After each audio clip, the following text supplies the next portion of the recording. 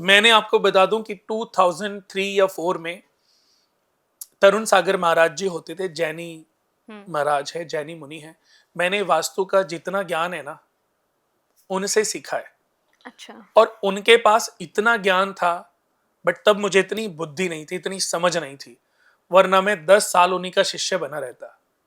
तो आज पता नहीं कि मेरे अंदर कितना, पर मैं कहता हूं आज भी मैंने नहीं बोला उनको कि मुझे आपको गुरु बनाना है, उन्होंने बोला कि तुम कुछ दिन मेरे पास रहो। अच्छा। तब तो मुझे बड़ा अजीब सा लगा। मैंने कहा मैं कहाँ, क्योंकि मेरे को कोई लेकर के गए थे, वो एक जैन भैया थे जो चंडीगढ़ में रहते हैं, वो लेकर के गए थे। अब जब उन्होंने बोला तो उन्होंने भी बोला कि ये हमारे बहुत बड़े गुरु हैं और इनका बहुत नाम है, बहुत फेम है। तरुण सागर जी के बारे में आज उसी साल जब चौमासा आता है ना, जब बारिश होती है, तो वो जहां पर होते हैं वहीं रुक जाते हैं। उसके बाद जब तक वो क्यों रुकते हैं, क्योंकि जैन मुनि, आप देखोगे जब जैन मुनि चलते हैं ना तो आगे लोग ना झाड़ू लगाते चलते हैं, वो उनके नीचे कोई कीड़ा ना आ जाए। वो मोक्ष के रास्ते पर है, वो मुक्ति के मार्ग पर है, तो उनके आने वाले रास्ते में उनके पांव के नीचे से भी कोई कीड़ा ना आ जाए, इसलिए वो रास्ते को साफ करा के चलते हैं। आप देखोगे बारिश के समय में जीव जंतु बाहर ज्यादा आ जाते हैं, तो उन दिनों में वो विश्राम करते हैं। वो कहते हैं नहीं, अगर मैं चलूंगा, मेरे गलती से भी कोई, मेरे एक जंतु भी मेरे पांव के नीचे ना आ जाए। उनकी सोच देखिए कितनी अपग्रेड है। और आज हम एक रैकेट लेके मच्छरों को मारते रहते हैं, यही होता है ना। बिल्कुल। ऐसे ही जब वो खाना खाते हैं, उनके खाना खाने का एक टाइम होता है, जब खाना खाते हैं तो वो इस तरीके से हाथ रखते हैं, और जो खिलाने वाले लोग होते हैं वो उनकी हथेली में खाना रखते हैं, और वो खाने को इस तरीके से चेक करते हैं कि इसके अंदर कुछ जीव जंतु, कोई मच्छर, कुछ ऐसा ना हो कि जिससे मेरा जो ये जन्म है, वो जो मैंने मुक्ति का मार्ग अपनाया है, उसमें कोई कमी रह जाए। तो उसमें फिर उसको देख करके फिर वो पूरा हाथ से ही खाते हैं। अब देखिए कि कितना अपग्रेड सोच है। मैंने जैन धर्म में बहुत सारी बुक्स पढ़ी हैं, और वाकई बहुत अद्भुत ज्ञान इस धर्म के अंदर भी है।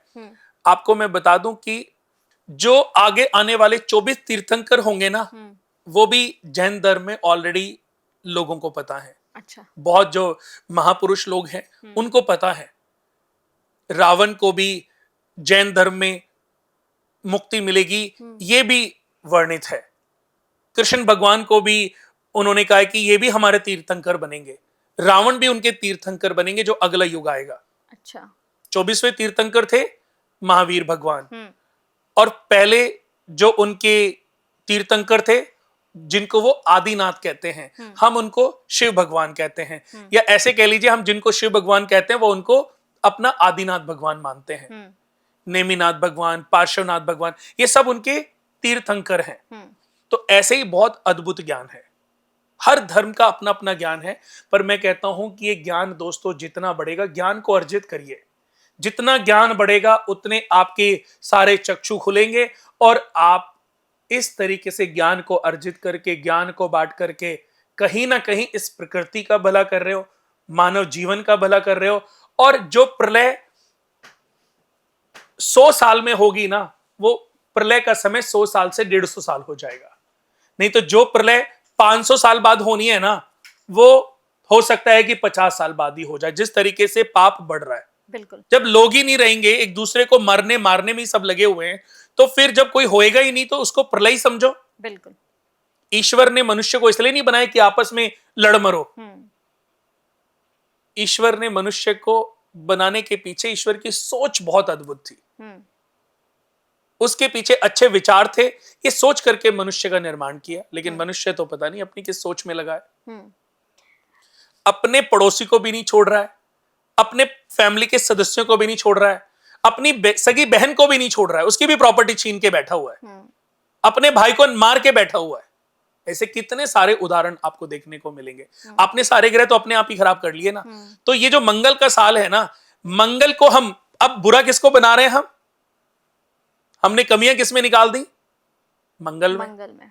जी ये मंगल का साल है, इस साल तो होएगा ही, ये सही बात है। करो तुम, नाम किसी और के ऊपर डाल दो।